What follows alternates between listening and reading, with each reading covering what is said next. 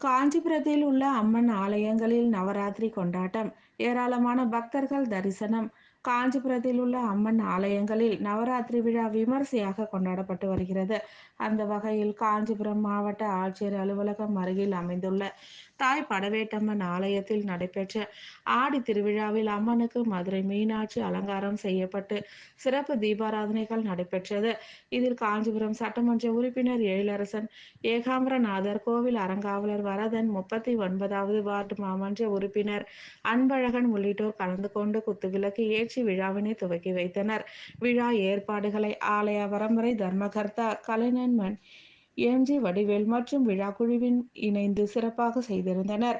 இதேபோல் பூவரசன்தோப்பு தெருவில் அமர்ந்து அருள்பாலித்து வரும் அருள்மிகு அன்னை ரேணுகாம்பாள் ஆலயத்தில் நடைபெற்ற நவராத்திரி விழாவில் அம்மனுக்கு விஷ்ணு துர்க்கை அலங்காரம் செய்யப்பட்டு சிறப்பு தீபாராதனைகள் நடைபெற்றது. விழாவில் ஜெயஸ்ரீ நாட்டியா பள்ளி மாணவிகளின் பரதநாட்டிய நிகழ்ச்சி சிறப்பாக நடைபெற்றது. இதில் ஏராளமான பக்தர்கள் கலந்து கொண்டு அம்பாளின் அருளை பெற்று சென்றனர்.